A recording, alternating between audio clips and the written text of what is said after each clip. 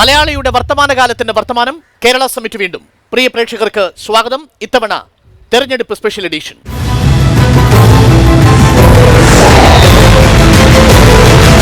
കൊച്ചി പഴയ കൊച്ചിയല്ല. തെരഞ്ഞെടുപ്പ് പഴയ കാലങ്ങളിലെ തെരഞ്ഞെടുപ്പുമല്ല. ചുമരെഴുത്ത് നിറയെ വികസനമാണ്. വികസനമാണ് മുഖ്യ വാഗ്ദാനം, മുഖ്യ അജണ്ട, മുഖ്യ ചർച്ചാ വിഷയം, മുഖ്യ തെരഞ്ഞെടുപ്പ് വിഷയം. വികസന നായകനാണ് MP ആകേണ്ടത് എന്ന് മുഖ്യധാര രാഷ്ട്രീയ പാർട്ടികൾ പറയുന്നു. മുൻപെങ്ങും ഇല്ലാത്ത വിധം വികസനം തെരഞ്ഞെടുപ്പ് വേളയിൽ ഏറ്റവും അധികം ചർച്ച ചെയ്യപ്പെടുന്ന കാലം. അന്വേഷിക്കുന്നു, നിങ്ങൾക്കുണ്ടോ ഒരു വികസന അജണ്ട? അന്വേഷിക്കുന്നു കൊച്ചിയുടെ സ്വന്തം രാജഗിരി ക്യാമ്പസിൽ വെച്ച്.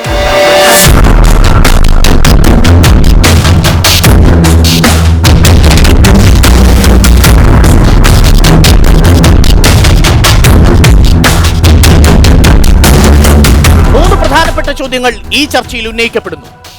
നിങ്ങൾക്കുണ്ടോ വികസന അജണ്ട? 2, വികസനത്തിന്റെ മാതൃകയുടെ സ്വഭാവം. 3, വികസനം മാത്രമാണോ ഒരു തെരഞ്ഞെടുപ്പിൽ ചർച്ച ചെയ്യപ്പെടേണ്ടത്?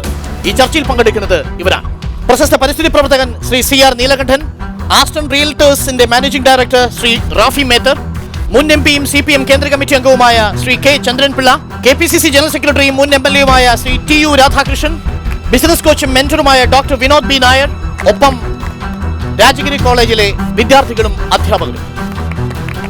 കോൺഗ്രസ് മുന്നിലേക്ക് വയ്ക്കുന്ന, ഇവിടെ UDF സ്ഥാനാർത്ഥികൾ മുന്നിലേക്ക് വയ്ക്കുന്ന കേരളത്തിന്റെ വരുന്ന 5 വർഷത്തിന്റെ പ്രധാനപ്പെട്ട വികസന അജണ്ടകൾ എന്തായിരിക്കും?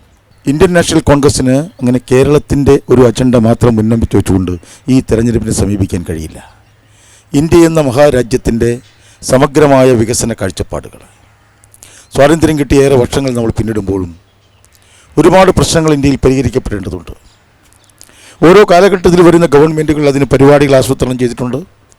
ഇന്ത്യയിലേറെ കാലം ഭരിച്ചത് കോൺഗ്രസ്സാണ്. പോരായ്മകൾക്കും നേട്ടങ്ങൾക്കും കോൺഗ്രസിന് ഉത്തരവാദിത്തങ്ങളുണ്ട്. അതുകൊണ്ട് ഈ തെരഞ്ഞെടുപ്പിൽ ഞങ്ങൾ മുന്നോട്ട് വെക്കുന്ന പ്രധാനപ്പെട്ട അജണ്ട, ഇന്ത്യ രാജ്യത്തെ അടുത്ത 5 വർഷക്കാലം കൊണ്ട് 10 കോടി യുവജനങ്ങൾക്ക് പുതിയതായി തൊഴിൽ സൃഷ്ടിക്കപ്പെടുന്ന ഒരു മുന്നേറ്റം ഈ രാജ്യത്തുണ്ടാക്കണമെന്നതാണ് ഏറ്റവും പ്രധാനമായ ഞങ്ങളുടെ അജണ്ട. അതുപോലെ തന്നെ നമ്മുടെ ഇന്ത്യ രാജ്യത്ത് പ്രകൃതിയെയും മനുഷ്യനെയും സംരക്ഷിച്ചുകൊണ്ടുള്ള ഒരു പുതിയ വികസന സമീപനം ഇന്ത്യ രാജ്യത്തുണ്ടാക്കിയേ മതിയാകും. ചന്ദ്രൻപിള്ള, വളരെ വ്യക്തമായ 2 കാര്യങ്ങൾ. എന്താണ് UPA 3 അല്ലെങ്കിൽ കോൺഗ്രസ് മുന്നോട്ട് വയ്ക്കുന്ന അജണ്ട? ആരെ ലക്ഷ്യമിട്ടുള്ളതാണെന്ന് വളരെ വ്യക്തമാണ്. ഏകദേശം 10% വരുന്ന നവ വോട്ടർമാർ തൊഴിലവസരം മുന്നോട്ട് വയ്ക്കുന്നു എന്നതാണ് ഇവർ മുന്നോട്ട് വയ്ക്കുന്ന വികസന അജണ്ട. കേരളത്തിൻ്റെ പശ്ചാത്തലത്തിൽ നിങ്ങളുടെ വികസന അജണ്ട എന്താണ്? ഇപ്പോൾ എൻ്റെ സ്നേഹിതൻ ശ്രീ രാധാകൃഷ്ണൻ പറഞ്ഞ പ്രകടന പത്രിക നടപ്പാക്കേണ്ടി വരില്ല. UPA 3 ഒരു സങ്കല്പം മാത്രമായിരിക്കും. കാരണം രാഷ്ട്രീയ യാഥാർത്ഥ്യങ്ങൾ അതാണ്. ഞങ്ങളെ സംബന്ധിച്ച് ഇടതുപക്ഷം സാമ്പത്തിക നയത്തിൽ, നിലവിലുള്ള നയത്തിൽ ഒരു കാര്യമായ മാറ്റം ഉദ്ദേശിക്കുന്ന ഒരു നയ സമീപനമാണ് ഈ തെരഞ്ഞെടുപ്പിൽ ജനങ്ങളുടെ മുൻപാകെ വയ്ക്കുന്നത്. അതിന് കഴിഞ്ഞ കുറേയേറെ കൊല്ലത്തെ അനുഭവങ്ങളുടെ ഒരു പശ്ചാത്തലമുണ്ട്. ഞങ്ങൾ ഈ രാജ്യത്തെ തൊഴിലാളികളെയും സാമാന്യ ജനങ്ങളെയും കൃഷിക്കാരെയുമാണ് മുഖ്യമായും പ്രതിനിധീകരിക്കുന്നത്. അവരുടെ ജീവിതത്തിൻ്റെ ഇന്നത്തെ അനുഭവങ്ങൾ അങ്ങേയറ്റം നിരാശാജനകമാണ്. അതുകൊണ്ട് കാർഷിക മേഖലയിലാണെങ്കിലും വ്യവസായ മേഖലയിലാണെങ്കിലും ഇന്നത്തെ അവസ്ഥയ്ക്ക് മാറ്റമുണ്ടാകണം. വ്യവസായ മേഖലയിൽ മാനുഫാക്ചറിങ് സെക്ടറിനുണ്ടായിട്ടുള്ള വൻ തകർച്ചയിൽ നിന്ന് അതിനെ രക്ഷപ്പെടുത്തണം. അതുവഴി നമ്മുടെ കയറ്റുമതിയെ, ഇന്ന് കുഴപ്പത്തിലായ കയറ്റുമതി നമുക്ക് സംരക്ഷിക്കണം. ഇന്ത്യയുടെ രൂപയുടെ മൂല്യം പോലും സംരക്ഷിക്കണമെങ്കിൽ നമ്മുടെ വിദേശ വ്യാപാരത്തിൽ നമുക്ക് ഇന്നുള്ള ആ ഒരു വലിയ വിടവ് നികത്തേണ്ടതുണ്ട്. അങ്ങനെ വരുമ്പോൾ ഇന്ത്യയുടെ ജനസംഖ്യയിലെ പ്രായപരമായൊരു ആനുകൂല്യം, ഡെമോഗ്രാഫിക് ഡിവിഡൻഡ് എന്ന് പറയുന്ന ഫാക്ടർ, അത് പ്രയോജനപ്പെടുത്തുന്നൊരു സമീപനം സ്വീകരിക്കേണ്ടതുണ്ട്. അതിൻ്റെ അർത്ഥം നമ്മുടെ പ്രകൃതി വിഭവങ്ങളെയും മനുഷ്യശേഷിയെയും സമന്വയിപ്പിച്ചുകൊണ്ടുള്ള ഒരു വികസന രംഗം വരണം. അങ്ങനെ വരുമ്പോൾ കാർഷിക മേഖലയിൽ ഇന്നത്തെ തളർച്ച നമുക്ക് ഒഴിവാക്കാൻ കഴിയണം. വ്യവസായ മേഖലയിൽ മാറ്റം ഉണ്ടാകും. അതിനകത്താണ് തൊഴിലിൻ്റെ ലഭ്യത വരിക. ഇങ്ങനെയുള്ള ഒരു സമഗ്രമായ സമീപനമാണ് ഇടതുപക്ഷം മുൻപോട്ട് വയ്ക്കുന്നത്. നമുക്കറിയാം, ഇടതുപക്ഷത്തെ തനിച്ച് ചെയ്യാനാവില്ല. ഇപ്പോൾ UPA 1 കാലത്ത് ഇത്തരമൊരു സമീപനം എടുക്കാൻ കോൺഗ്രസിനെ നിർബന്ധിക്കുകയാണ് ഞങ്ങൾ ചെയ്തത്. ഇനിയുള്ള തെരഞ്ഞെടുപ്പിന് ശേഷമുള്ള സാഹചര്യത്തിൽ നവലിബറൽ നയങ്ങളുടെ സ്ഥാനത്ത് ജനങ്ങൾക്ക് സഹായകമായ ദേശീയ താല്പര്യങ്ങൾ പരിഗണിക്കുന്ന ഒരു നയത്തിന് വേണ്ടിയുള്ള ഒരു സംവിധാനം ഉണ്ടാക്കുന്നതിനാണ് ഈ ഒരു ചെറിയ സംശയം, നിങ്ങൾ ബദലായി ഉണ്ടാക്കാൻ പോകുന്ന മൂന്നാം മുന്നണിയിലെ എത്ര പ്രാദേശിക ഘടക കക്ഷികൾക്ക് CPM-ന്റെ സാമ്പത്തിക നയവുമായി ചേർന്ന് പോകാൻ സാധിക്കും? നല്ല ചോദ്യമാണത്. ഇടതുപക്ഷത്തിൻ്റെ സാധ്യതകളെപ്പോലെ തന്നെ പരിമിതികളെക്കുറിച്ച് ഞങ്ങൾക്ക് ധാരണയുണ്ട്. പക്ഷേ കോൺഗ്രസും BJP-യും അല്ലാത്ത പാർട്ടികൾക്ക് സംസ്ഥാനങ്ങളിൽ ലഭിക്കുന്ന സീറ്റുകളുടെ എണ്ണം ഏറെക്കുറെ ഗവൺമെൻറ് രൂപീകരിക്കുന്ന കഴിയുന്നതിലേക്ക് എത്തിയാൽ മറ്റ് തർക്കപ്രശ്നങ്ങൾക്ക് ഒരു പ്രയോറിറ്റൈസ് ചെയ്യേണ്ടി വരും. ഇപ്പോൾ ഞാൻ പറയാം, കേന്ദ്ര സംസ്ഥാന ബന്ധങ്ങളാണ് ഞങ്ങൾ മുൻപന്തിയിലേക്ക് വയ്ക്കുന്നതെങ്കിൽ ഈ പ്രാദേശിക പാർട്ടികൾക്കെല്ലാം അതിനകത്തൊരു നല്ല യോജിപ്പിൻ്റെ സാഹചര്യം വരും. രാഷ്ട്രീയ തലത്തിൽ ഒരു സെക്യുലാർ പ്ലാറ്റ്ഫോം എന്നുള്ള നിലയിലേക്ക് വരുമ്പോഴും അതിനൊരു സാധ്യത വരും. സാമൂഹ്യ നീതിയുടെ പ്രശ്നമെടുക്കുമ്പോഴും അങ്ങനെ സാധ്യത വരും. ഈ തരത്തിൽ സാമ്പത്തിക നയത്തിൽ ഈ പറഞ്ഞതുപോലെ ഈ പാർട്ടികളെല്ലാം ഞങ്ങളെപ്പോലെ തന്നെ ഉള്ള അതേ തരംഗദൈർഘ്യത്തിൽ ചിന്തിക്കുന്നവരല്ലെങ്കിലും അവരെ എല്ലാം അവരവരുടെ സംസ്ഥാനങ്ങളുടെ കമ്പൽഷൻസിൻ്റെ കാരണം കൊണ്ട് കേന്ദ്രത്തിൽ അധികാരം കിട്ടുക എന്നുള്ള താല്പര്യം. കറക്റ്റ്. കുറച്ചുകൂടി നമ്മൾ വ്യക്തമായി അതിനെ മനസ്സിലാക്കാൻ ശ്രമിച്ചാൽ ഒരു കോമൺ മിനിമം പ്രോഗ്രാം ഉണ്ടാവും. കോമൺ മിനിമം പ്രോഗ്രാം ഒരു കൺസെൻസസിലേക്ക് വരുമ്പോൾ ചിലപ്പോൾ ഡോക്യുമെൻ്റ് ചെയ്യാൻ കഴിഞ്ഞില്ലെങ്കിൽ പോലും ഒരു കൺസെൻസസ് ആകാം. കഴിഞ്ഞ UP1 എക്സ്പീരിയൻസ് അതാണ്, ഡോക്യുമെൻ്റ് ചെയ്തില്ല, പക്ഷേ ഒരു ബ്രോഡ് അണ്ടർസ്റ്റാൻഡിങ് ഉണ്ടായിരുന്നു. അതായിരിക്കും ഞങ്ങളുടെ ഒരു approach. Wonderful. Rafi Mehta, there is A study നമ്മുടെ വികസനത്തെക്കുറിച്ചും അത് എങ്ങനെയാണ് വോട്ടായി മാറുന്നതിനും എന്നതിനെക്കുറിച്ചുള്ള അമേരിക്കൻ പൊളിറ്റിക്കൽ സയൻസ് ജേർണലിസ്റ്റിൻ്റെ ഏറ്റവും പുറത്തു വന്ന ബ്രസീലിനെ ആസ്പദമാക്കിയ ഒരു സ്റ്റഡിയുണ്ട്. ഫ്രീ ഹങ്കർ പ്രോഗ്രാം എന്ന് പറയുന്ന ഈ പ്രോഗ്രാം ലുല ഡി സിൽവ 2003 ബ്രസീലിൽ നടപ്പാക്കിയപ്പോൾ അത് വോട്ടായി പരിണമിക്കാനുള്ള സാധ്യത കൂടുതലാണ് എന്നാണ് ആ ജേർണൽ കണ്ടെത്തിയത്. എന്നാൽ രണ്ടാമത്തെ ടേം വരുമ്പോൾ അതിൻ്റെ പെർസെൻറ്റേജ് കുറയുന്നു. അതിൻ്റെ അർത്ഥം ഇപ്പോൾ UDF ഗവൺമെൻറ് മുന്നോട്ട് വെച്ചിരിക്കുന്ന ഒരു പാക്കേജ്, ഭക്ഷ്യസുരക്ഷാ ബിൽ, നേരത്തെ സംഭവിച്ച പോലെ റൈറ്റ് ടു എഡ്യൂക്കേഷൻ തുടങ്ങിയ വിവിധ ക്ഷേമ പ്രവർത്തനങ്ങൾ, ഇതിനായിരിക്കുമോ ഇന്ത്യൻ സാഹചര്യത്തിൽ വോട്ട് കിട്ടാൻ കൂടുതൽ സാധ്യതയുള്ളത്? അതല്ല, നിങ്ങളുടെ ഭാഗത്തു നിന്ന് ഒരു ക്യാപിറ്റലിസ്റ്റ് അല്ലെങ്കിൽ ഒരു നിക്ഷേപകരുടെ ഭാഗത്തു നിന്ന് നോക്കിയാൽ, എൻ്റർപ്രനറുടെ ഭാഗത്ത് നോക്കിയാൽ ഒരു ക്യാപിറ്റൽ ആങ്കിളിൽ അല്ലെങ്കിൽ ഒരു ഇൻവെസ്റ്റ്മെൻറ്റ് ആങ്കിളിൽ നോക്കിക്കഴിഞ്ഞിട്ടുണ്ടെങ്കിൽ ഞാനിവിടെ വന്നത് തന്നെ ഒരു വോട്ട് ഏത് മുന്നണിക്ക് വോട്ട് കിട്ടുമെന്ന് പറയാനല്ല. ഇന്ത്യയിൽ പ്രത്യേകിച്ച് ഞാനിരിക്കുന്നത് ഒരു മാനേജ്മെൻറ്റ് സ്കൂളിലെ സ്റ്റുഡൻസിൻ്റെ മുമ്പിലാണ്. ഒരു രാജ്യത്തിന് എല്ലാം ലാഭത്തിൽ പോകണമെന്നില്ല. I am not a capitalist. എല്ലാ ഇൻഫ്രാസ്ട്രക്ചറും ലാഭത്തിൽ പോകുന്നൊന്നുമില്ല. അതിൻ്റെ ചിലപ്പോൾ സെക്ടേഴ്സ് സബ്സിഡൈസ് ചെയ്യേണ്ടി തന്നെ വരും. പ്രത്യേകിച്ച് transporting sector, some industries, railway, അതല്ലെങ്കിൽ പല പബ്ലിക് സെക്ടർ അണ്ടർടേക്കിങ്സും അങ്ങനെ വരും. പക്ഷേ നമ്മളെ സംബന്ധിച്ചിടത്തോളം എന്താ വെച്ചാൽ ലോങ് ടേം ഫോക്കസ് ആണ് ഏറ്റവും ഇമ്പോർട്ടൻറ്റ്. എന്നാലാണ് നിക്ഷേപരും ഇൻവെസ്റ്ററും ഇങ്ങോട്ട് വരുള്ളൂ. അതല്ലാണ്ട് അടുത്ത 2 കൊല്ലം 5 കൊല്ലം അങ്ങനെ പറഞ്ഞിട്ട് കാര്യമില്ല. ഫോർ എക്സാമ്പിൾ, ഗോൾഡ്മാൻ സാക്സിൻ്റെ ഒരു റിപ്പോർട്ട്സിൽ ഇന്ത്യ അടുത്ത 30 ഇയേഴ്സിൽ ഏറ്റവും വലിയ യങ് കൺട്രി ആയിരിക്കും. Young country, demographically it's going to be the young country. അപ്പോൾ അങ്ങനെയാണെങ്കിൽ എല്ലാവരും പറയുന്നുണ്ട്, ഫോർകാസ്റ്റ് ചെയ്യുന്നുണ്ട് ഇന്ത്യ 5%, 10% ഗ്രോത്ത്. അത് വേണമെങ്കിൽ 2020 അതിൻ്റെ പ്രിഡിക്ഷൻ വരുമ്പോൾ തന്നെ സ്കിൽഡ് ആയിട്ടുള്ള എംപ്ലോയിഡ് വർക്കേഴ്സാണ് ഏറ്റവും ഇമ്പോർട്ടൻറ്റ്. അപ്പോൾ ഏത് ഗവൺമെൻറ്, കഴിഞ്ഞ പല സ്റ്റേറ്റ് ഗവൺമെൻറ്റും സെൻട്രൽ ഗവൺമെൻറ്റും എടുക്കുന്ന തീരുമാനങ്ങൾ the skill development is the most important thing. എന്ന് വെച്ചാൽ ഇപ്പം നമുക്കറിയാം 20 കൊല്ലം മുമ്പ് MBA എന്ന് പറഞ്ഞു കഴിഞ്ഞിട്ടുണ്ടെങ്കിൽ അറിയുക പോലും ഇല്ലായിരുന്നു. ഇന്ന് ഇന്ത്യ മുഴുവനും എല്ലാ nook and corner actually MBS is there. And ഇപ്പോൾ IIM ആണെങ്കിലും XLRI ആണെങ്കിലും രാജഗിരി ആണെങ്കിലും ഒക്കെ ഡിഫറെൻറ്റ് കോഴ്സസ് ഉണ്ട്, സ്പെഷ്യലൈസ്ഡ് കോഴ്സസ് ഉണ്ട്, ട്രെയിനിങ്സ് ഉണ്ട്. ആൻഡ് ഇന്ത്യൻസിന് we got more exposure to go out and study. നമ്മൾ എല്ലാം ഇന്ത്യയിൽ നിന്ന് എടുക്കണമെന്നില്ല. I think we can take the best actually അങ്ങനത്തെ ഒരു ഇതിൽ. പക്ഷേ പൊളിറ്റിക്കലായിട്ട് ഞാനൊന്നും പറയുന്നില്ലെങ്കിലും ഇപ്പോഴത്തെ യൂത്ത് ഒരു കാര്യം ഞാൻ ബിറ്റ്വീൻ ദ ലൈൻസ് പറയാം, പഴയ പോലെയല്ല, എല്ലാം കേൾക്കുന്നുണ്ട്, ചാനലിൽ കൂടി അത് പഠിക്കുന്നുണ്ട്. അതുകൊണ്ട് പൊളിറ്റിക്കൽ പാർട്ടീസ് കൂടുതൽ ഡിസ്കഷൻ ചെയ്യുമ്പോഴത്തേനും പൊതുസമൂഹത്തിനെയും കൂടി കോൺഫിഡൻസിലെടുക്കണം. ഡെമോഗ്രാഫിക് ഡിവിഡൻറ്റ് ജനാധിപത്യത്തിലും റിഫ്ലക്ട് ചെയ്യാൻ പോകുന്നു. നമ്മൾ കേരള മോഡൽ ഡെവലപ്മെൻറ്റ് എന്ന സങ്കല്പത്തിൽ നിന്ന് കുറച്ചുകൂടി മാറി ഒരു ഗുജറാത്ത് മോഡൽ ഡെവലപ്മെൻറ്റിലേക്കുള്ള പ്ലാനാണോ മൊത്തം പാർട്ടിയുടെയും ഏക അഭിപ്രായം? അല്ല, എനിക്ക് ആകെ പേടിയുള്ളൊരു വാക്ക് വികസനം എന്നാണ്. ഞാൻ വളരെ ഭയപ്പെടുന്നൊരു വാക്കാണ്, ഒരു തെറിവാക്കാണ്. കാരണം വികസനം എവിടെയൊക്കെ നടന്നിട്ടുണ്ടോ അവിടെ കുറേ മനുഷ്യർ ജീവിതത്തിൽ നിന്ന് പുറത്തെറിയപ്പെട്ടിട്ടുണ്ട്. അവരെക്കുറിച്ച് ആരും ചിന്തിക്കാറില്ല. ഇപ്പോൾ കേരളത്തിൻ്റെ വികസനം എടുക്കുക, ഇവിടെ ഇപ്പോൾ നമുക്ക് മെട്രോ വരാം, കൊച്ചി തന്നെ മെട്രോ വരാം, സ്മാർട്ട് സിറ്റി വരാം, മറ്റേ പലതും വരാം. പക്ഷേ ഫോർട്ട് കൊച്ചിയിൽ ഒരു സഹോദരി ഒരു രാഷ്ട്രീയ നേതാവിനോട് ചോദിച്ചൊരു ചോദ്യം എപ്പോഴും എൻ്റെ ചെവിയിലുണ്ട്. സാർ, അതൊക്കെ എന്തെങ്കിലും വരട്ടെ, ഈ പൈപ്പിൽ എന്നാ വെള്ളം വരിക എന്നാണ്. എൻ്റെ വീട്ടിന് മുമ്പിലുള്ള പൈപ്പിൽ വെള്ളം വരാതെ ഞാൻ സ്മാർട്ട് സിറ്റിയെക്കുറിച്ച് 5 വർഷം കഴിഞ്ഞ് സംസാരിക്കുക. 20 രൂപയ്ക്ക് തിരുവാതിര ഞാറ്റുവേലയിൽ പച്ചവെള്ളം വാങ്ങി കുടിക്കുന്നവരായി മലയാളി മാറിയെങ്കിൽ അതിന് ഉത്തരം പറയാൻ ഇവരൊക്കെ ബാധ്യസ്ഥരാണ്. കാരണം അല്ലെങ്കിൽ പച്ചവെള്ളം കിട്ടാനില്ല. വികസനമൊക്കെ അവിടെ നിൽക്കട്ടെ, നിലനിൽപ്പ് പ്രശ്നമാണല്ലോ. പച്ചവെള്ളം എല്ലാവർക്കും. ഇപ്പോൾ നമുക്കറിയാലോ, ഡൽഹിയിൽ ഇപ്പോൾ നേരത്തെ യുവാക്കളുടെ കാര്യം പറഞ്ഞു, ഇവരാൾക്ക് ധൈര്യം ഉണ്ടായില്ല ആം ആദ്മി എന്നുള്ള പേര് പറയാം. അതുകൊണ്ടാണ് സത്യത്തിൽ എന്താ ഡൽഹിയിലുണ്ടായത്? ആരാ ഡൽഹിയിൽ വോട്ട് ചെയ്തത്?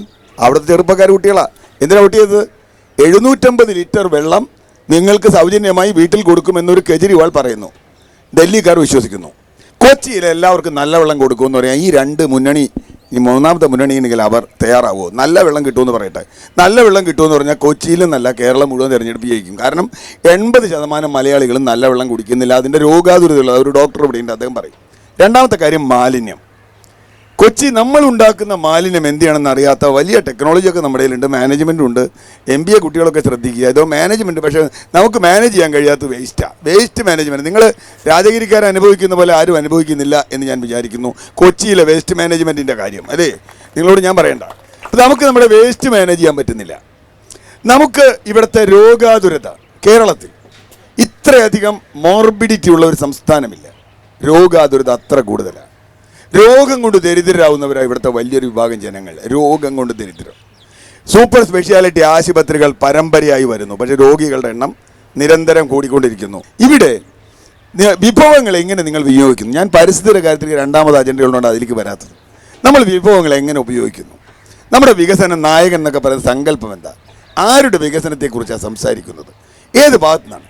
നമ്മളിപ്പോഴും നമ്മുടെ രാഷ്ട്രപിതാവ് മഹാത്മാഗാന്ധിയാണെന്നാണ് ഞാൻ വിശ്വസിക്കുന്നത്. അങ്ങനെയെങ്കിൽ അദ്ദേഹം പറഞ്ഞൊരു കാര്യമുണ്ട്, ആരെങ്കിലും അത് ഓർക്കുമെന്നറിയില്ല. നിങ്ങളുടെ കൺമുൻപിൽ കാണാവുന്ന ഏറ്റവും ദരിദ്രനെ ആസ്പദമാക്കിയായിരിക്കണം നിങ്ങളുടെ അജണ്ട രൂപീകരിക്കേണ്ടതെന്ന്. കോൺഗ്രസ് പോലും മഹാത്മാഗാന്ധിയെ മറന്നു എന്നാണ് ഇപ്പം ഞാൻ വിചാരിക്കുന്നത്. മറുപടി കിട്ടി തിരിച്ചു വരാം. ഈ ചിദംബരം പറയുന്നു, വികസന അജണ്ട എന്ന് പറയുന്നത് കോൺഗ്രസിൻ്റേത് ഗ്രാമങ്ങളിലുള്ളവരെ നഗരങ്ങളുടെ സൗകര്യമുള്ളവരാക്കി മാറ്റുകയാണ് വികസന അജണ്ട എന്ന് പറയുന്നു. അത് തന്നെ ആയിരിക്കില്ലേ UPA 3യുടെയും വികസന അജണ്ട? തുടങ്ങി വെച്ച നയം പൂർണ്ണതോതിൽ നടപ്പാക്കുക എന്ന് തന്നെയാണ് UPA-യുടെ 3ാം ഗവൺമെൻറ്റിൻ്റെ ലക്ഷ്യം. വികസന കാര്യത്തിൽ നേരത്തെ അങ്ങ് സൂചിപ്പിച്ചതുപോലെ നമ്മുടെ റൂറൽ, നമ്മുടെ വളരെ പരിതാപകരമായ അന്തരീക്ഷത്തിൽ ജീവിക്കുന്ന ജനങ്ങൾ, അവരെ ഉയർത്തിക്കൊണ്ടുവരണം. അവർക്ക് വിദ്യാഭ്യാസ രംഗത്ത് കൂടുതൽ മേന്മയുണ്ടാകണം, അവർക്ക് തൊഴിൽ രംഗത്ത് കൂടുതൽ അവസരങ്ങൾ ഉണ്ടാകണം, അവരുടെ ജീവിത നിലവാരം ഉയർത്തണം. വികസനത്തിന്റെ രാഷ്ട്രീയ സ്വഭാവമാണ് ഈ ഘട്ടത്തിൽ നമ്മൾ ചർച്ച ചെയ്യപ്പെടേണ്ടത്. വികസനത്തിനൊരു രാഷ്ട്രീയമുണ്ട് എന്നാണ് CR നീലകണ്ഠൻ പറയാൻ ശ്രമിച്ചത്. സ്വാഭാവികമായും വികസനത്തിന്റെ ആ രാഷ്ട്രീയത്തിൽ UDF-ഉം NDA-യും കാതലായി വ്യത്യാസപ്പെടുന്നില്ല എന്നല്ലേ മനസ്സിലാക്കേണ്ടത്? അല്ല, ഇവിടെ നേരത്തെ അങ്ങ് ചർച്ച ഉയർത്തിക്കൊണ്ടുവന്നപ്പോൾ ചില മോഡലുകളെ കുറിച്ച് ഇവിടെ സൂചിപ്പിക്കുന്നുണ്ടായി. ഇപ്പോൾ ഇന്ത്യ രാജ്യത്ത് ഏറ്റവും കൂടുതൽ ചർച്ച ചെയ്യപ്പെടുന്ന ഒരു മോഡൽ ആക്കാൻ ശ്രമിക്കുന്നു, നരേന്ദ്രമോദിയുടെ ഗുജറാത്ത് മോഡൽ. ഇവിടെ നേരത്തെ നാഷണൽ സർവേ ഡിപ്പാർട്ട്മെൻറ്റിൻ്റെ കണക്കുകളൊക്കെ ഉണ്ട്, ഞാനത് അതിലേക്ക് എടുക്കുന്നില്ല, അതൊക്കെ മാനിക്കുലേറ്റഡാണ് എന്ന് ശ്രീ നീലകണ്ഠൻ സൂചിപ്പിക്കുകയുണ്ടായി.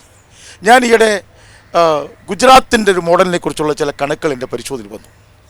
ഒരു രാജ്യത്തിൻ്റെ വികസനം എന്ന് പറയുന്നത് കുറേ റോഡുകളും പാലങ്ങളും മാത്രമല്ല, മനുഷ്യശക്തിയുടെ വളർച്ചയും അതിൻ്റെ ഉത്തേജനവും ഒരു രാജ്യത്തിൻ്റെ വളർച്ചയിൽ ഏറ്റവും പ്രധാനപ്പെട്ടൊരു ഘടകമാണ്. അങ്ങനെ പരിശോധിക്കുമ്പോൾ ഏറ്റവും മോശം വികസനം നടക്കുന്ന ഒരു സംസ്ഥാനമാണ് ഗുജറാത്ത്. അവിടെ ഞാൻ കണക്ക് പരിശോധിച്ചപ്പോൾ 69% ജനങ്ങൾ കക്കൂസ് ഉപയോഗിക്കുന്നവരാണ്. അവർ റോഡുകളും പറമ്പുകളുമാണ് കക്കൂസ് ഉപയോഗിക്കുന്നത്. ആ മാലിന്യം പുഴയിലേക്കും തോട്ടിലേക്കും ഇറങ്ങുന്നു.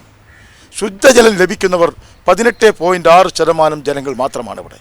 വിലക്കയറ്റത്തെക്കുറിച്ച് വളരെ ഗഹനമായ ഒരു ചർച്ച നടന്നുകൊണ്ടിരിക്കുകയാണ് രാജ്യത്ത്. എന്തുകൊണ്ടാണ് വിലക്കയറ്റത്തിൻ്റെ കാരണം എന്നുള്ളതൊരു ഉത്തരം കണ്ടെത്തേണ്ടതുണ്ട് ഇവിടെ. നമുക്ക് മനുഷ്യൻ്റെ പർച്ചേസിങ് കപ്പാസിറ്റി 47 മനുഷ്യൻ്റെ പർച്ചേസിങ് കപ്പാസിറ്റി അല്ല 2014 വരുമ്പോഴുള്ള ഒരു പർച്ചേസിങ് കപ്പാസിറ്റി. ഒരു വീട്ടിലേക്ക് നമ്മൾ പോകുന്ന ഭക്ഷ്യധാന്യങ്ങളുടെ ക്വാണ്ടിറ്റിയിൽ വന്ന മാറ്റം, നമ്മൾ ഉപയോഗിക്കുന്ന ഭക്ഷ്യധാന്യങ്ങൾ വന്ന മാറ്റം.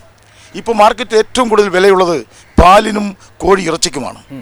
അതിന്റെ ഡിമാൻഡ് നമ്മുടെ മാർക്കറ്റിൽ ഉണ്ടായിക്കൊണ്ടിരിക്കുന്ന മാറ്റമാണ്. ഇതായിരിക്കാം ഒരുപക്ഷെ രാഹുലിനെ പട്ടിണി ഒരു മാനസികാവസ്ഥയാണെന്ന് പറയാൻ പ്രേരിപ്പിച്ചിട്ടുണ്ടാവുക. പട്ടിണി ഒരു മാനസികാവസ്ഥ തന്നെയാണല്ലോ, അത് മാറ്റപ്പെടണമല്ലോ. ഇവിടെ എല്ലാവർക്കും പട്ടിണിയില്ലാത്ത ഒരു ഭാരതം, അതാണ് കോൺഗ്രസിന്റെ അന്തിമമായ ലക്ഷ്യം. വികസനം അത്ര ഒരു വെറുപ്പോടുകൂടി കാണേണ്ട ഒരു സബ്ജക്റ്റാണെന്ന് എനിക്ക് തോന്നുന്നില്ല. എന്താണെന്ന് വെച്ചാൽ ലോകം മുഴുവനും വികസനമാണ് എല്ലാം. അതിൽ സാറിൻ്റെ കൂടെ ഞാൻ യോജിക്കുന്നത് എൻവയോൺമെൻറ്റൽ പ്രൊട്ടക്ഷൻ നിലനിർത്തിയും കൊണ്ടുള്ള വികസനം വേണം. അപ്പം മൊത്തം ഇവിടെ കേരളത്തിലൊരു ചർച്ച വരുമ്പോൾ ഞാൻ രാജഗിരിയിലെ സ്റ്റുഡൻസിനൊക്കെ നിർത്തിക്കൊണ്ട് പറയുന്നു, കൈ അടിച്ചു, ചിരിച്ചു, ഞാൻ എഗ്രി ചെയ്തു. പക്ഷേ കേരളത്തിൻ്റെ ഒരു നെഗറ്റിവിസം എന്ന് പറഞ്ഞാൽ ആ നെഗറ്റിവിസത്തിൻ്റെ ടോക്ക്, ഇപ്പം എയർപോർട്ട് വരില്ല, അതല്ലെങ്കിൽ മെട്രോ വരണ്ട, അല്ലെങ്കിൽ ഡെവലപ്മെൻറ്റ് വേണ്ട, മീഡിയയുടെ മുമ്പിൽ ഇരുന്നുകൊണ്ട് തന്നെ പറഞ്ഞു ആ വേണ്ടെന്ന് പറയുന്നതിനുള്ള ടോക്ക് മാറണം, വേണം എന്ന് പറയണം. അത് നമ്മളുടെ എല്ലാവരും ഗൾഫിലുള്ള എല്ലാവരും വേണം എന്ന് പറഞ്ഞു കൊടുത്ത ഡെവലപ്മെൻറ്റ് വന്നേക്കണം. അപ്പോൾ എൻ്റെ അഭിപ്രായത്തിൽ എന്താണെന്ന് വെച്ചിട്ടുണ്ടെങ്കിൽ ഇപ്പോൾ കുടിവെള്ളത്തിൻ്റെ പ്രശ്നം പറഞ്ഞു, വളരെ ഇമ്പോർട്ടൻ്റ് ആയിട്ടുള്ള പ്രശ്നം പറഞ്ഞു. പക്ഷേ അതും ഒരു ഡെവലപ്മെൻറ്റിൻ്റെ ഭാഗമാണ്. അതല്ലെങ്കിൽ ഈ എന്താണ് മാലിന്യ സംസ്കാരത്തിൻ്റെ പ്രശ്നം വന്നു, അതും ഒരു ടെക്നോളജിയുടെ ഡെവലപ്മെൻറ്റ്, ഇന്നോവേഷൻ അതിലും അത്യാവശ്യമാണ്. അപ്പം നമ്മളതിലൊക്കെ ഒരു പോസിറ്റീവായിട്ടുള്ള ഒരു ഡെവലപ്മെൻറ്റ്, എൻവയോൺമെൻറ്റൽ പ്രൊട്ടക്ഷൻ നിർത്തിയും കൊണ്ട് വേണമെന്നാണ് എൻ്റെ അഭിപ്രായം. ഡോക്ടർ വിനോദ്, ഒരു രാജ്യത്തിൻ്റെ വികസനത്തെ പ്രധാനപ്പെട്ട സൂചകമാണോ ആ രാജ്യത്ത് അല്ലെങ്കിൽ ആ പ്രദേശത്ത് വരുന്ന മൾട്ടി സ്പെഷ്യാലിറ്റി ഹോസ്പിറ്റലുകൾ? അങ്ങനെയാണെങ്കിൽ കൊച്ചിയിൽ 9 എണ്ണമുണ്ട്, എല്ലാം അന്താരാഷ്ട്ര നിലവാരമുള്ള മൾട്ടി സ്പെഷ്യാലിറ്റി ഹോസ്പിറ്റലുകൾ. അതല്ല, വികസനത്തിന്റെ ഒരു പ്രധാനപ്പെട്ട അജണ്ട മെഡിക്കൽ ടൂറിസമാണ് കേരളത്തിന്റെ ഭാവി എന്നതാണോ നമ്മൾ വിശ്വസിക്കേണ്ടത്? Infant mortality rate, maternal mortality rate, ഇത് രണ്ടുമാണ് ആരോഗ്യത്തിൻ്റെ പ്രധാന സൂചന. മൾട്ടി സ്പെഷ്യാലിറ്റി, ഞാനൊരു മൾട്ടി സ്പെഷ്യാലിറ്റി ഹോസ്പിറ്റലിൽ 18 വർഷം വർക്ക് ചെയ്തിട്ട് ഇപ്പോൾ അവിടെ വിട്ടത് ഒരാളാണ്. അങ്ങനെ ഒരു സങ്കല്പമേ ഇല്ല, ഒരിക്കലുമില്ല. ഈവൻ ആരോഗ്യ പ്രവർത്തകർക്ക് പോലും ഇല്ല.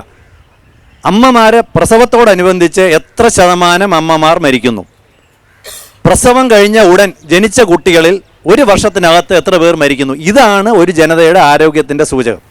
ഇത് വെച്ച് നോക്കുകയാണെങ്കിൽ തീർച്ചയായിട്ടും കേരളം നമ്മുടെ ഇന്ത്യൻ രാജ്യത്തെ മുഴുവൻ വെച്ച് നോക്കുമ്പോൾ വളരെ മുന്നിലാണ്. അതിന് ഒരിക്കലും നമുക്ക് പറയാൻ സാധിക്കുകയില്ല ഇത് ഗവൺമെൻറ് ഡോക്ടർമാരുടെ കഴിവുകൊണ്ടാണെന്നോ അല്ലെങ്കിൽ നമ്മുടെ പ്രൈവറ്റ് ആശുപത്രികളുടെ കഴിവുകൊണ്ടോ ഒന്നിരിക്കാൻ പറയും. ഇത് എല്ലാവരുടെയും കൂടെ ഒരു കൂട്ടായ ഒരു വലിയ പ്രയത്നമാണ്. അതിലുപരിയായിട്ട് ഞാൻ വ്യക്തിപരമായി വിശ്വസിക്കുന്നത് കേരളത്തിലെ ജനങ്ങളുടെ വിദ്യാഭ്യാസപരമായ മുന്നേറ്റമാണ് ഈ ആക്ച്വലി നമ്മുടെ ആളുകളുടെ ആരോഗ്യത്തിന്, പ്രത്യേകിച്ച് സ്ത്രീകളുടെ വിദ്യാഭ്യാസത്തിലും അവയർനെസ്സിലും ഉള്ള ഒരു മാറ്റമാണ് നമ്മുടെ ആരോഗ്യത്തിൻ്റെ പ്രധാനപ്പെട്ട കാരണം. അല്ലാതെ ഡോക്ടർമാർ പോലും അല്ല, അല്ലെങ്കിൽ ആശുപത്രി സൗകര്യങ്ങൾ പോലും അല്ല. വളരെ വിവാദമുള്ള ഒരു പ്രസ്താവനയ്ക്കാണ് ഇവിടെ തിരികൊളുത്തപ്പെട്ടിരിക്കുന്നത് റാഫി മേത്തറിലൂടെ. ആരാണ് കേരളത്തിൽ വികസന പദ്ധതികൾ വേണ്ട എന്ന് പറയുന്നത്? വേണ്ട എന്ന സങ്കല്പത്തെ മാറ്റി വേണമെന്ന് പറയാൻ രാഷ്ട്രീയ പാർട്ടികൾക്ക് സാധിക്കുമോ? അതിന് ഉത്തരവാദി ആരാണ് എന്ന പ്രശ്നത്തിലേക്കും കൊച്ചിയെ ആധാരമാക്കിയുള്ള വികസന അജണ്ടകൾ ഇത്തവണ മുന്നണിക്കുണ്ടോ എന്ന വിഷയത്തിലേക്കും ചർച്ച വരുന്നു. ഇടവേളയ്ക്ക് ശേഷം. നിങ്ങൾക്കുണ്ടോ ഒരു വികസന അജണ്ട? ആരാണ് കേരളത്തിന്റെ വികസനം മുടക്കുന്നത്? ഇത്തവണ തെരഞ്ഞെടുപ്പിന് എല്ലാ കക്ഷികൾക്കും ഒരേ വികസന തന്ത്രമാണോ ഉള്ളത്? വികസനം കൊണ്ടുവരുന്നതിൽ നോ എന്ന് പറയുന്നതിൽ കോൺഗ്രസിനേക്കാൾ മുൻപന്തിയിൽ ഇടതുപക്ഷമാണോ എന്നതാണ് പരോക്ഷമായ ഒരു സംശയം. കേരളത്തിൻ്റെ ആരോഗ്യരംഗം സംബന്ധിച്ചൊരു സൂചന ഇവിടെ വന്നു. മറ്റിന്ത്യൻ സംസ്ഥാനങ്ങളെക്കാളും കേരളം മുൻപന്തിയിൽ നിൽക്കുന്നു എന്ന് പറയുകയും ചെയ്തു. അത്തരമൊരു നിലവാരത്തിലേക്ക് കേരളം വന്നതിൻ്റെ പുറകിലുള്ള ഏറ്റവും വലിയ സംഭാവന ഈ സംസ്ഥാനത്ത് ഇടതുപക്ഷത്തിൻ്റേതാണ്. കാരണം നമ്മുടെ സംസ്ഥാനത്തിൻ്റെ സമ്പദ് വ്യവസ്ഥയുടെ പ്രധാനപ്പെട്ട ഭാഗമായ കാർഷിക മേഖലയിൽ വലിയൊരു മാറ്റമാണ് 57 കാർഷിക പരിഷ്കാരം കൊണ്ടുണ്ടായത്. പിന്നെ പദ്ധതികൾ ഓരോന്നും സംബന്ധിച്ചുള്ള നമ്മുടെ നിലപാട് പദ്ധതി സ്പെസിഫിക്കാണ്. നമ്മുടെ ഈ വരുന്ന നൂറ്റാണ്ടിൻ്റെ ഊർജ്ജമെന്ന് പറയുന്നത് പ്രകൃതിവാതകമാണ്. LNG terminal. യെസ്, അതിനൊരു ടെർമിനൽ കൊച്ചിയിൽ വന്നു. 2 മാസം മുമ്പ് രാജ്യത്തിന് വേണ്ടി സമർപ്പിച്ചു പ്രധാനമന്ത്രി. 4600 കോടി രൂപയാണ് മുടക്ക്. ഇന്ന് ആ ടെർമിനൽ പ്രവർത്തിക്കുന്നില്ല, ഐഡിലാണ്. ആ പ്രകൃതിവാതകം വന്നാൽ നമ്മുടെ വൈദ്യുതി ഉൽപ്പാദനത്തിൻ്റെ ചെലവ് ഗണ്യമായി കുറയും. മാനുഫാക്ചറിങ് ഇൻഡസ്ട്രി കൂടുതൽ കോമ്പറ്റിറ്റീവ് ആകും. ഇടതുപക്ഷമാണ് അതിനു വേണ്ടി ഏറ്റവും കൂടുതൽ നിലപാട് നിൽക്കുന്നത്, ഇത് ഈ ടെർമിനൽ വരുന്നതിനും വർക്ക് ചെയ്യുന്നതിനും. മറ്റൊന്ന് മറ്റ് നമ്മുടെ പാചകവാതകം സിലിണ്ടറിൽ കിട്ടുന്നതിനേക്കാൾ 40% വില കുറവായിരിക്കും പൈപ്പിംഗ് നടന്നാൽ. നമുക്കത് ഉപയോഗിക്കാൻ കഴിയുന്നില്ല. വേണ്ടത്ര വിദ്യാഭ്യാസം ഇല്ലാത്തത് കൊണ്ടും ആളുകളെ വിശ്വാസത്തിലെടുത്ത് ചെയ്യാൻ കഴിയാത്തത് കൊണ്ട് സംഭവിച്ചിട്ടുണ്ട്. ഞാൻ 2 ചോദ്യങ്ങൾ വളരെ പെട്ടെന്ന് ചോദിച്ചോട്ടെ. ഒന്ന്, കേരളത്തിന്റെ വികസന മാതൃകയിൽ കേരളത്തിന്റെ മോഡൽ സൃഷ്ടിക്കുന്നതിൽ കമ്മ്യൂണിസ്റ്റ് പാർട്ടിക്ക് ഒരു വ്യക്തമായ റോൾ ഉണ്ടെങ്കിൽ പശ്ചിമ ബംഗാളിൽ സംഭവിക്കുന്നതിന് കമ്മ്യൂണിസ്റ്റ് പാർട്ടിക്ക് ആ റോളില്ലേ? ഒരു തെരഞ്ഞെടുപ്പിലെ പരാജയവും അതുമൂലമുണ്ടായ അധികാര നഷ്ടവും കമ്മ്യൂണിസ്റ്റ് പ്രസ്ഥാനത്തിൻ്റെ സംഭാവനകളെ ഇല്ലാതാക്കുന്നില്ല. അത് ആ പരാജയത്തിൽ തിരിച്ചു വരില്ല എന്നുള്ളതിൽ സംസാരിക്കുന്നത് ഉചിതമല്ല. ഒരു തെരഞ്ഞെടുപ്പിലെ പരാജയം ഒന്നിനും തെരഞ്ഞെടുപ്പ് മാത്രമല്ല, ഞാൻ പറയുന്നത് പശ്ചിമ ബംഗാളിന്റെ ഹ്യൂമൻ ഡെവലപ്മെന്റ് ഇൻഡെക്സിനെ നമ്മൾ തട്ടിച്ചു നോക്കുമ്പോൾ കേരളവുമായി ബഹുദൂരം പിന്നിലാണ്. ഉണ്ട്. കാരണം പറഞ്ഞുതരാം. 57-ലാണ് കേരളത്തിൽ ഈ പ്രക്രിയ ആരംഭിക്കുന്നത്. പശ്ചിമ ബംഗാളിൽ ആരംഭിക്കുന്ന 77-ലാണ്. വളരെ ലേറ്റായിട്ടാണ്. അത് തന്നെ കേരളത്തിലേതുപോലെ സമഗ്രതയുള്ളൊരു കാർഷിക പരിഷ്കാരമല്ല അവിടെ നടന്നത്. ഏറെ നടത്തിയിട്ടുണ്ട്. പശ്ചിമ ബംഗാളിൻ്റെ ഇഷ്യൂ കേരളയുടെ ഡിറ്റോ അല്ല. പശ്ചിമ ബംഗാൾ സ്പെസിഫിക് ആയിട്ട് നോക്കണം.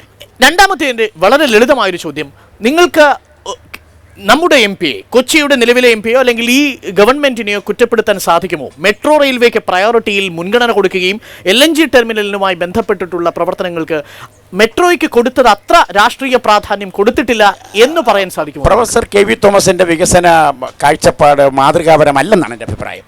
വികസനത്തിലൊരു MP എടുക്കേണ്ട ഒരു ഒരു ഒരു ഇനിഷ്യേറ്റീവ് എടുത്തിരുന്നെങ്കിൽ ഇവിടുത്തെ ഈ ചുറ്റുപാടുള്ള പബ്ലിക് സെക്ടർ കമ്പനികൾ ഇങ്ങനെ കിടക്കുമായിരുന്നില്ല. Very important point. അതിന് മറുപടി പറയുന്നത് കോൺഗ്രസ് നമ്മുടെ ഓഡിയൻസിൽ ചോദ്യം വന്നതിന് ശേഷം ഇതേ ചോദ്യത്തിന് കൂടെ മറുപടി പറയാം. Yes sir, please. വികസനത്തെക്കുറിച്ച് പറഞ്ഞല്ലോ. വികസനത്തിൻ്റെ ഒരു ഗീർവാണം മാത്രം നടക്കുന്നുള്ളൂ. കൊച്ചി, എറണാകുളം അതിന് ഉദാഹരണമാണ്. മെട്രോ നഗരം എന്ന് പറഞ്ഞ് നാം എത്ര വിശേഷിപ്പിക്കുമ്പോഴും ഈ മെട്രോ നഗരത്തിൽ ഒരു ഫ്ലൈ ഓവർ പോലും ഇല്ലാത്ത മെട്രോ നഗരം ഇന്ത്യയിൽ ഇത് മാത്രമായിരിക്കും. ആകെ ഒരു വികലാംഗ ഫ്ലൈ ഓവർ ഉള്ളതെന്ന് പറഞ്ഞാൽ കളമശ്ശേരി മുനിസിപ്പാലിറ്റിയിലാണ്. എറണാകുളത്തില്ല. നമ്മളിപ്പോൾ കുണ്ടന്നൂർ മുതൽ എടപ്പള്ളി വരെ സംസാരിച്ചുകൊണ്ടിരിക്കാൻ വർഷങ്ങളായി. എന്താ നടന്നത്? 60കളിൽ 1400 ഏക്കർ HMT ഭൂമിക്ക് വേണ്ടി എടുത്തു. ഒരു ചേരി പ്രദേശത്ത് പ്രവർത്തിക്കുന്ന ഒരു വ്യക്തി എന്ന രീതിയിൽ പറയുകയാണ്. എറണാകുളത്തിൻ്റെ തൊട്ടടുത്ത യാഥാർത്ഥ്യങ്ങൾ അറിയണം. ഈ 60കളിൽ വന്ന 1400 ഏക്കർ ഏറ്റെടുത്ത് HMT പാവപ്പെട്ടവരെ കുടിയൊഴിപ്പിച്ചോട് വന്നിട്ട് അവിടെ എന്തുണ്ടായി? ഒരു ടവർ മാത്രം HMTയുടെ വന്നു. പിന്നീട് അത് മിച്ച ഭൂമിയായും അല്ലെങ്കിൽ തരിശു ഭൂമിയായും കിടക്കുകയാണ്. അതെടുത്ത് 70 ഏക്കർ HDIL 100 നില കെട്ടിടം വരും. 70,000 തൊഴിൽ സൃഷ്ടിക്കപ്പെടും. IT മേഖല സൃഷ്ടിക്കപ്പെടും. വന്നോ? അത് ഇപ്പോൾ ആ കമ്പനി തന്നെ HDIL എന്ന് പറയുന്ന ഒരു ഭൂമാഫിയ കമ്പനി, റിയൽ എസ്റ്റേറ്റ് കമ്പനി, അത് മറിച്ചു വിൽക്കുകയാണ്. വ്യവസായത്തിന് വേണ്ടി പാവപ്പെട്ടവരിൽ നിന്ന് ഏറ്റെടുത്ത ഭൂമി മറിച്ചു വിൽക്കുകയാണ്. ഗവൺമെൻറ്റോ കിൻഫ്രയ്ക്ക് വേണ്ടി 250 ഏക്കർ എടുത്തിട്ടും ഇതുപോലെയുള്ള ബോംബെയിലേക്കുള്ള സൂം ഡെവലപ്പേഴ്സും അതുപോലെയുള്ള കമ്പനികൾക്ക്, സ്വകാര്യ കമ്പനികൾക്ക് മറിച്ചു കൊടുത്ത് എന്തുണ്ടായി അവിടെ? ഇവിടെ ആകെ ഉണ്ടാകുന്നത് ഫ്ലാറ്റുകൾ നിർമ്മിക്കുകയാണ്. ഈ ഫ്ലാറ്റുകളിൽ എത്ര ശതമാനത്തിൽ ആളുകൾ താമസിക്കുന്നു? രാത്രി ഒന്ന് പോയി നോക്കിയാൽ അത് ഏതൊക്കെ ഫ്ലാറ്റിൽ ലൈറ്റുണ്ട്? ഒരു 10% പോലും അവിടെ ആളുകൾ താമസിക്കുന്നില്ല. തൊട്ടപ്പുറത്ത് യഥാർത്ഥ പുരാതന കൊച്ചി എന്ന് പറയുന്ന, ഞാൻ അവിടെ പ്രവർത്തിക്കുകയാണ്, അവിടുത്തെ ചേരിയിൽ ഇപ്പോൾ ഗവൺമെൻറ്റിന് തന്നെ സീറോ ലാൻഡ്ലെസ് പദ്ധതിയിൽ ഏറ്റവും കൂടുതൽ ഭവനരഹിതരുടെ അപേക്ഷകർ വന്നിട്ടുള്ളത് മട്ടാഞ്ചേരി ഫോർട്ട് കൊച്ചി വില്ലേജിൽ നിന്നാണ്. ഇതെങ്ങനെ സംഭവിച്ചു? അതാണ് വികസനം എന്ന് പറയുമ്പോൾ പേടിക്കണമെന്ന് പറയുന്നത്. 32 ലക്ഷം ലിറ്റർ കപ്പാസിറ്റിയുള്ള വാട്ടർ ടാങ്ക് അവിടെ നിർമ്മിച്ചിട്ടുണ്ട്. പക്ഷേ അങ്ങോട്ട് പൈപ്പ് ലൈൻ കണക്ട് ചെയ്തിട്ടില്ല. It's very important questions. Radhakrishnan, Chandran Pillai ചോദിച്ചതിന് കൂടിയുള്ള മറുപടി. ശ്രീ തോമസ് മാഷിനെ സംബന്ധിച്ചോളം അദ്ദേഹം കൊച്ചിയുടെ MP എന്ന നിലയിൽ, എറണാകുളത്തിൻ്റെ MP എന്ന നിലയിൽ ഈ സമഗ്രമായ വികസനത്തിൽ അദ്ദേഹം ഒരു നിലപാടെടുത്തിട്ടുണ്ട് നേരത്തെ. പക്ഷേ ജനങ്ങളുടെ ഭാഗത്തു നിന്നുള്ള എതിർപ്പുകളും അഭിപ്രായങ്ങളും രൂപീകരിക്കപ്പെടുമ്പോൾ അതൊരു വിശകലനത്തിന് വേണ്ടി സമയം കൊടുക്കുക എന്ന് പറയുന്നത് ഒരു രാഷ്ട്രീയ മര്യാദയാണ്. ആ രാഷ്ട്രീയ മര്യാദ മാത്രമേ മാഷ് ആ കാര്യങ്ങൾ സ്വീകരിച്ചിട്ടുള്ളൂ. അത് മെട്രോയുടെ കാര്യത്തിലായാലും മറ്റെല്ലാ കാര്യത്തിലായാലും. ഇവിടെ LMGയെക്കുറിച്ച് നമ്മൾ ചർച്ച ചെയ്തു. ചന്ദ്രൻപിള്ള അദ്ദേഹം ടെർമിനൽ രാഷ്ട്രത്തിന് സമർപ്പിച്ച ചടങ്ങിൽ പങ്കെടുത്ത ഒരാളാണ്. അദ്ദേഹത്തിൻ്റെ പാർട്ടി വിലക്കിയിട്ട് പോലും അദ്ദേഹം ആ ചടങ്ങിൽ പങ്കെടുത്തു. കാരണം അദ്ദേഹത്തിന് ആ വികസനത്തിലുള്ള അദ്ദേഹം ഇവിടെ ആവേശത്തോടെ പറഞ്ഞപ്പോൾ എനിക്ക് സന്തോഷം തോന്നി. എവിടെയാ തടസ്സം? LMG ടെർമിനലിൻ്റെ പൈപ്പ് ലൈൻ മാംഗ്ലൂർ വരെയും പോകണം.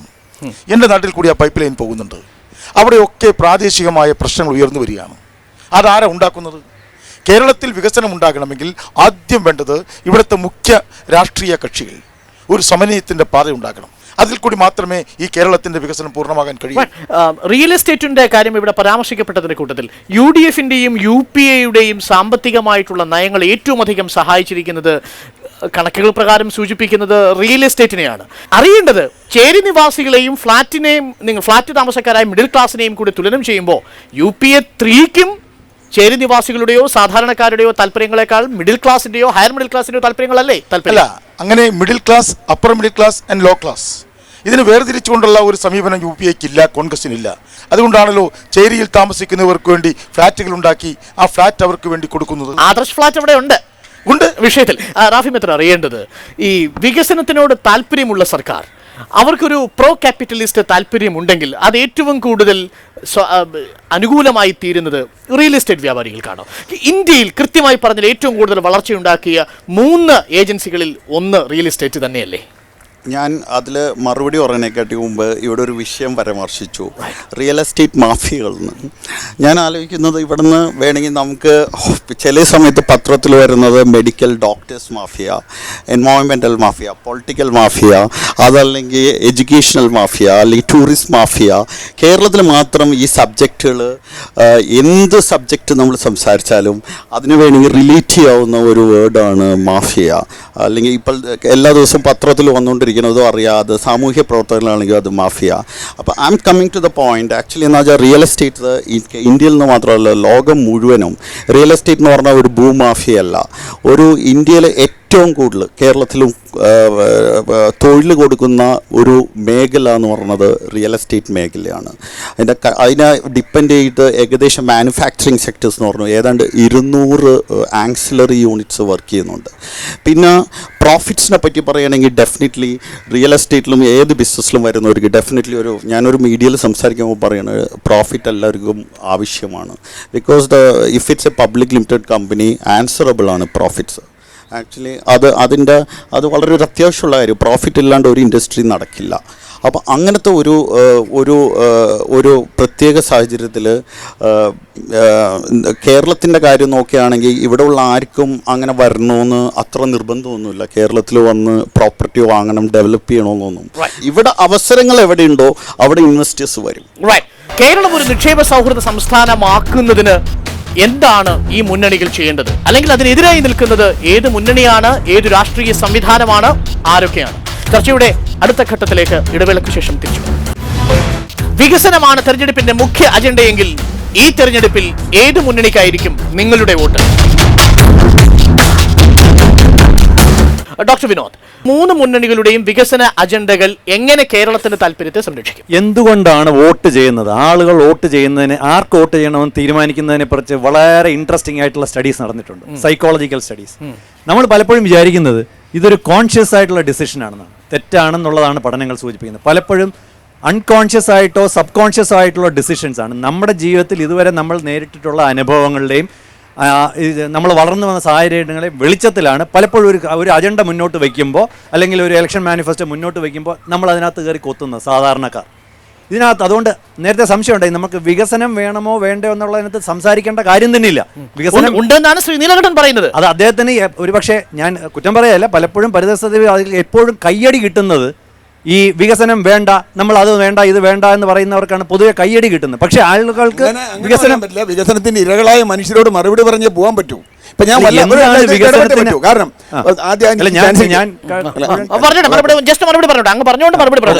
എനിക്കൊരു ആദ്യത്തെ വികസനത്തിന്റെ ഒരു ശത്രുക്കൾ, ഞാൻ വികസനത്തിന്റെ ശത്രുവാ, സംശയമൊന്നുമല്ല. ഇങ്ങനെയുള്ള എല്ലാ വികസനത്തിൻ്റെ ശത്രുവാണ്. കാരണം ഇപ്പോഴും 245 കുടുംബങ്ങൾ മൂലമ്പിളിയിൽ ഇപ്പോഴും വീട് കിട്ടിയിട്ടില്ല.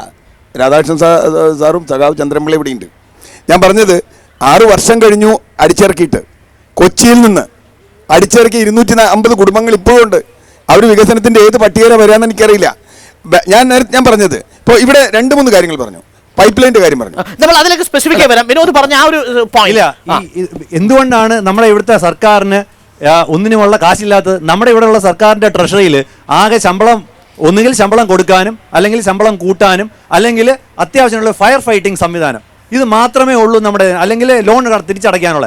ഇതിനുള്ള നമ്മുടെ കയ്യിൽ എന്തുകൊണ്ടാണ് കാശില്ലാത്ത? ട്രഷറികൾ കാലിയായി കിടക്കുന്നത് എന്തുകൊണ്ടാണ്? നമ്മുടെ സർക്കാരിന് കാശില്ല. സർക്കാരിന് കാശ് എങ്ങനെ വരും?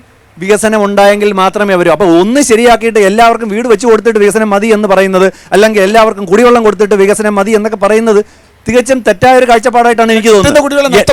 അല്ലല്ല, കുടിവെള്ളം കൊടുക്കണം. പക്ഷെ കുടിവെള്ളം കൊടുക്കാനുള്ള കപ്പാസിറ്റി ഉണ്ടാവണമെങ്കിൽ, ഒരു സർക്കാരിന് കുടിവെള്ളം കൊടുക്കാനുള്ള കപ്പാസിറ്റി ഉണ്ടാവണമെങ്കിൽ സർക്കാരിൻ്റെ ഖജനാവിൽ കാശ് വേണം. സർക്കാരിൻ്റെ ഖജനാവിൽ കാശ് വരണമെന്നുണ്ടെങ്കിൽ നികുതി കൊടുക്കാനുള്ള കഴിവ് ജനങ്ങൾക്ക് വേണം. അപ്പോൾ ഇതെല്ലാം ഒരുമിച്ച് ഡെവലപ്പ് ചെയ്യേണ്ട ഒരു കാര്യമാണ്.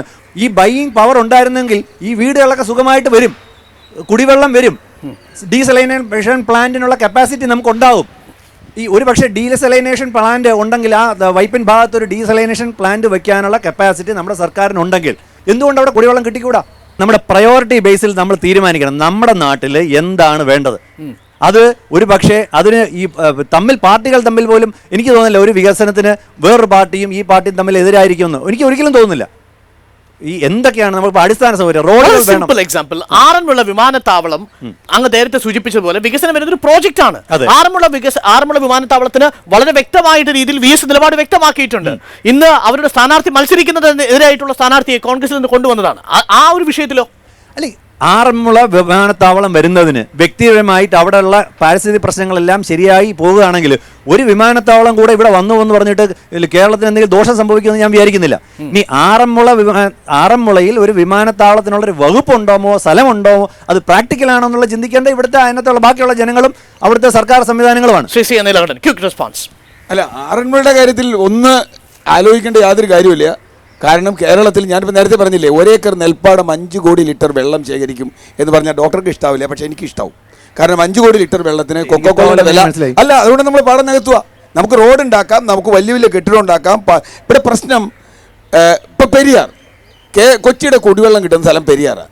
പെരിയാർ പ്രൊട്ടക്ഷൻ ഒരു മുന്നണിയുടെ അജണ്ടയില്ല. 40 ലക്ഷം മനുഷ്യരുടെ കുടിവെള്ളമാണ് പെരിയാർ. ഞാൻ ഈ വെള്ളത്തിൽ ഊന്നുന്നതിന് എനിക്ക് കാര്യമുണ്ട്. കാരണം അത് കഴിഞ്ഞിട്ടേ ബാക്കി വികസനം ഉള്ളൂ എന്ന് ഇന്നും ഞാൻ വിശ്വസിക്കുന്നു. അത് അജണ്ടയിലേക്ക് വരണം, അതിനുവേണ്ടി തന്നെയാണ്. അപ്പോൾ അത് പെരിയാറിൻ്റെ നിലനിൽപ്പ് വികസനത്തിൻ്റെ അജണ്ടയിൽ വരണോ അതോ പെരിയാർ എങ്ങനെയെങ്കിലും പോട്ടെ, നമുക്ക് കുറേ പണി അതിന് മണൽ വാരി മെട്രോ ഉണ്ടാക്കണോ വേറെ ഉണ്ടാക്കണോ? പെരിയാർ നശിപ്പിച്ചിട്ടാണ് ഈ മെട്രോ ഉണ്ടാക്കാൻ പാടില്ല എന്ന് തന്നെയാണ് എൻ്റെ ഡിമാൻഡ്. കാരണം പെട്രോയിനേക്കാൾ 1000 10,000 പ്രധാനമാണ് കുടിവെള്ളം പറഞ്ഞോ? അല്ല, കുടിവെള്ളം കൊടുക്കുന്നില്ലല്ലോ. ആദ്യം കൊടുക്കൂ, അതിന്റെയാണ് പ്രശ്നം. പ്രയോറിറ്റി ഇമ്പോർട്ടന്റ് ആണ്. പ്രയോറിറ്റി ഇനി എല്ലാവർക്കും കുടിവെള്ളം കൊടുത്തതിന് ശേഷം എല്ലാവർക്കും വേണ്ട. അല്ല, എല്ലാവർക്കും കുടിവെള്ളം കൊടുത്തതിന് ശേഷം മാത്രമേ ഇവിടെ ഡെവലപ്മെന്റ് വരുവുള്ളൂ എന്ന് പറയുന്നത് ഞാൻ അതിനോട് യോജിക്കുന്നില്ല. കേരളത്തിൽ എയർപോർട്ട് ഉണ്ടായതിനു ശേഷം മതി ബാക്കി എല്ലാ ഡെവലപ്മെന്റ് എന്ന് പറയാം. ഇല്ല, അവരവര് നമ്മുടെ വായിലോട്ട് അവരുടെ അഭിപ്രായം കുത്തി അങ്ങനെ. ഏറ്റവും ദരിദ്രനായ മനുഷ്യനെ തന്നെ ആദ്യം വേണ്ടത്. ആരാണ് ഏറ്റവും അഫക്റ്റഡ്? അത് പൊളിറ്റിക്കൽ. സർക്കാരിന് അതിനുള്ള കാശില്ലെന്നേ. സർക്കാരിന് കാശുണ്ടാവില്ല. കാരണം നിങ്ങളൊരു വിഷയം എടുത്തില്ല, അഴിമതി. എന്താ സർക്കാരിന് കാശില്ലാത്തത്? ഈ കുട്ടികൾ എന്താ ചോദിക്കാത്തത്? സർക്കാരിന്റെ കാശ് എവിടെ പോകുന്നു എന്ന് പറയണ്ടേ? അവിടെയാണ് പ്രശ്നം. നിങ്ങളാ ചോദിക്കുന്നത്. എനിക്ക് ഒരു ഡൗട്ട് എന്താ വെച്ചാൽ, എന്താണ് കേരളത്തിന്റെ ഒരു സസ്റ്റൈനബിൾ ഇൻകം? ഇവിടെ കേരളത്തിൽ എന്താണ് സുതാര്യമായിട്ട് വരുമാനമുള്ളത്? 2, എന്താണ് പൊളിറ്റിക്സ് പ്രൊഫഷണലിസം വരുന്നത്? ഇവിടെ എഞ്ചിനീയറിംഗിൽ പ്രൊഫഷണൽസും ഉണ്ട്, എഡ്യൂക്കേഷൻ സിസ്റ്റത്തിൽ പ്രൊഫഷണൽസ് ഉണ്ട്, മെഡിസിൻ ഉണ്ട്. ഈ രാജ്യത്ത് ഡോക്ടർമാരെ ഉണ്ടാക്കാൻ കോളേജുകൾ, എഞ്ചിനീയർമാരെ ഉണ്ടാക്കാൻ കോളേജുകൾ, ബിസിനസ് മാനേജ്മെന്റ് പഠിക്കാൻ കോളേജുകൾ. പക്ഷേ രാഷ്ട്രീയക്കാരെ ഉണ്ടാക്കാൻ ഇവിടെ ഒരു വിദ്യാഭ്യാസ സ്ഥാപനത്തിൻ്റെ കുറവുണ്ട്. ഇവിടെ രാഷ്ട്രീയ നേതൃത്വത്തെ പഠിപ്പിക്കാനും വളർത്തിയെടുക്കാനും ഒരു പ്രൊഫഷണൽ വിദ്യാഭ്യാസ സ്ഥാപനം അനിവാര്യമായിരിക്കുന്നു ഇന്ത്യൻ സമൂഹത്തിൽ എന്നാണ് എൻ്റെ വ്യക്തിപരമായ ഒരു അഭിപ്രായം.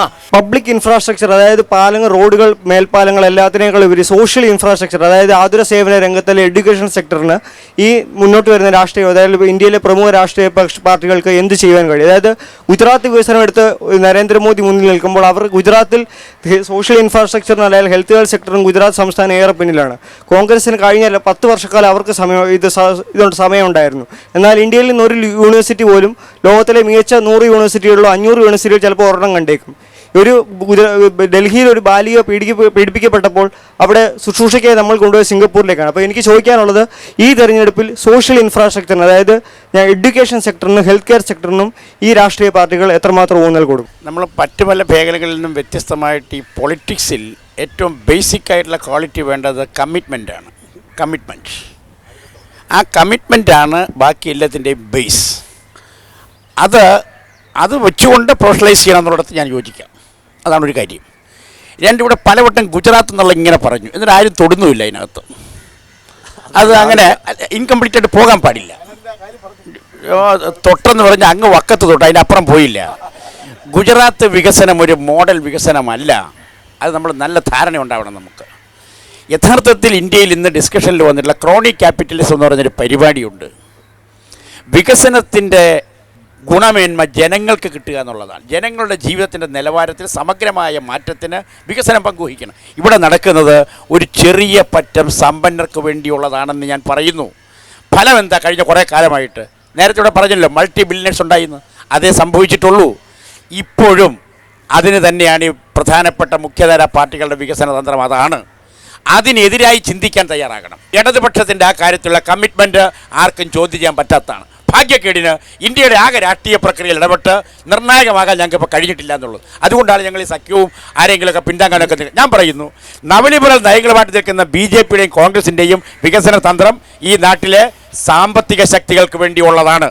അത് തിരിച്ചറിയുന്നത് കൊണ്ടാണ് ലോകത്താകെ ഡിസ്കഷൻ എന്താ? ഇനിക്വാളിറ്റിയാണ്. ആ ഇനിക്വാളിറ്റിയുടെ ബേസ് എന്താ? ഈ സാമ്പത്തിക നയമാണ്.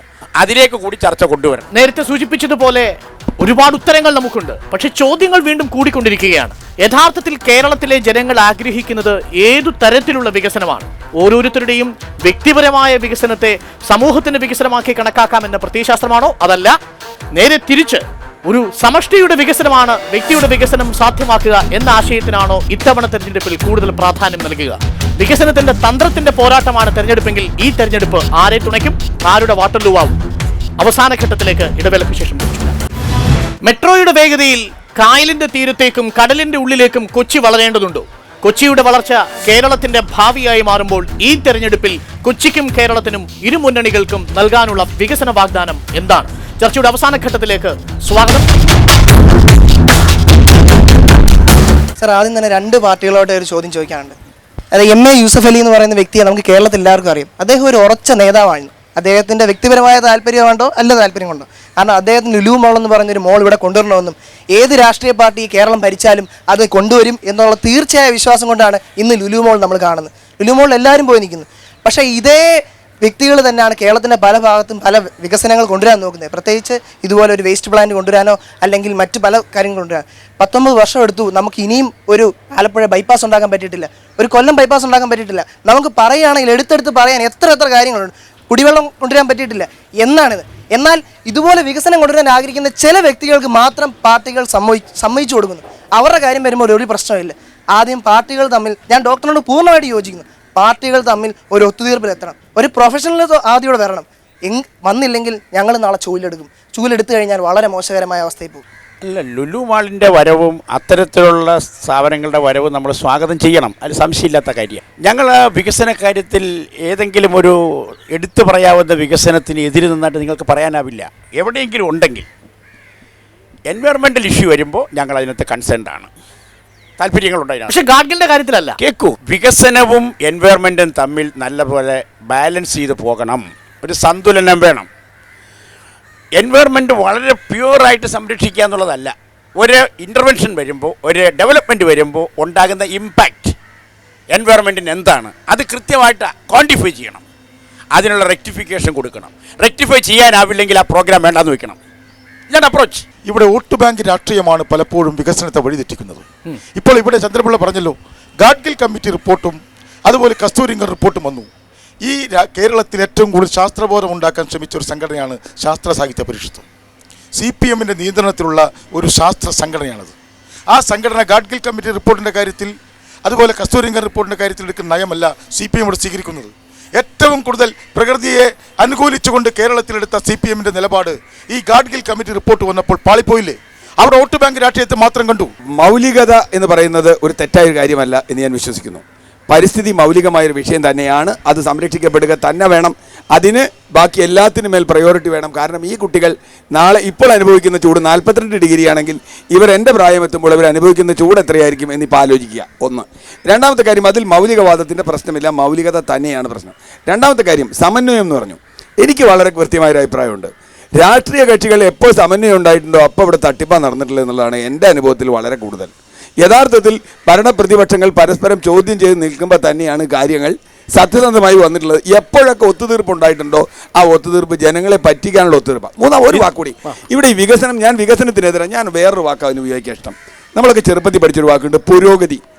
ആ പുരോഗതി എന്നുള്ള വാക്ക് എവിടെ പോയി എന്ന് ഇവരാരെങ്കിലും ഒന്ന് പറഞ്ഞാൽ എനിക്ക് കൊള്ളാം. കാരണം ഞാനൊക്കെ പഠിച്ച കാലത്ത് ആ ഒരു വാക്കേ ഉള്ളൂ, വികസനം എന്നൊരു വാക്കില്ല. ഈ ഗാഡ്ഗിൽ റിപ്പോർട്ട്, കസ്തൂരിരംഗൻ റിപ്പോർട്ട്, CPMൻ്റെ പൊസിഷൻ അതാണല്ലോ കോൺക്രീറ്റ് ആയിട്ട് വന്നത്.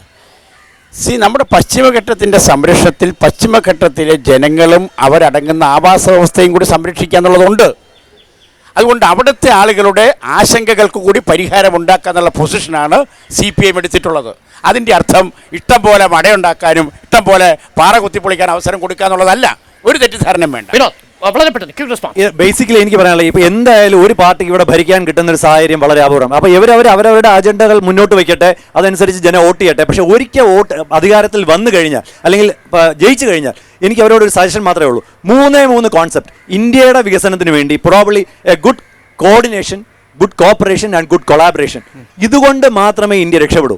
അതായത് നമ്മൾ ഒരിക്കലും സിആർ സൂചിപ്പിച്ചൊരു പ്രധാനപ്പെട്ട പ്രശ്നമുണ്ട്. വികസന കാര്യത്തിലടക്കം രണ്ട് കക്ഷികളും ഒരേപോലെ സമന്വയത്തിലെത്തിയാൽ അവിടെ ജനാധിപത്യം എങ്ങനെ വർക്കൗട്ട് ചെയ്യുമെന്നൊരു ചോദ്യം.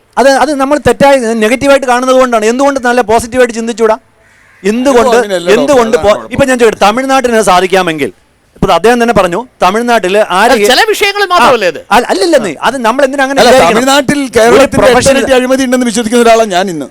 അഴിമതിയുടെ കാര്യത്തിലും ഞാൻ പറയുന്നത് ഈ രണ്ട് പാർട്ടികൾ അല്ലെങ്കിൽ പാർട്ടികൾ വികസന ആവശ്യങ്ങൾക്ക് സഹകരിച്ചാൽ അത് തട്ടിപ്പാണെന്നുള്ള പ്രസ്താവനയോട് ഞാൻ യോജിക്കുന്നില്ല. തീർച്ചയായും തെറ്റായ പ്രസ്താവന. എന്ത് സാറ് നിലണ്ണൻ സാറ് പറയാണ് തമിഴ്നാട്ടിൽ 8 ഇരട്ടി. എനിക്കറിയില്ല, പക്ഷെ സാറ് പറയട്ടെ ഏത് സ്റ്റേറ്റ് ആണ് അങ്ങനെയാണെങ്കിൽ നല്ലത് സംസാരിച്ചിട്ട് ഏത് ഡെവലപ്മെന്റും ഏത് നല്ല കാര്യവും മോശം എന്ന് പറഞ്ഞാൽ ഇങ്ങനെ എല്ലാത്തിനും പറ്റി നെഗറ്റീവ് അപ്രോച്ച് പറ്റില്ല. എന്താ വെച്ചാൽ സാർ ഞാൻ പറഞ്ഞല്ലോ എല്ലാവർക്കും വെള്ളം കൊടുക്കാൻ സാർ ഒരു പദ്ധതി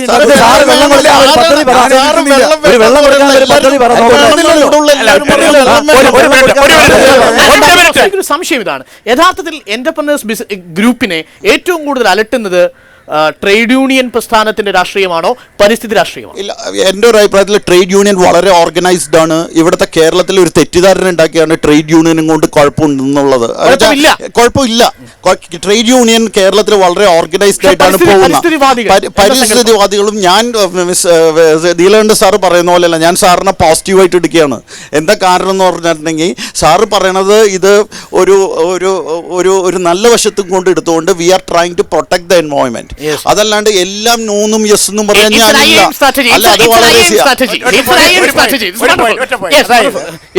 വികസനമെന്നും പുരോഗതി എന്നുള്ള രണ്ട് വാക്കുകൾ വെച്ച് ശ്രീ നീലാണ്ടൻ പറഞ്ഞൊരു കാര്യത്തിൽ എനിക്ക് ഞാൻ പറയും ജനങ്ങളുടെ നാളത്തെ ആവശ്യം സെൻസിങ് ദ ഫ്യൂച്ചർ ആണ് ഇവിടെ ഇഷ്യൂ.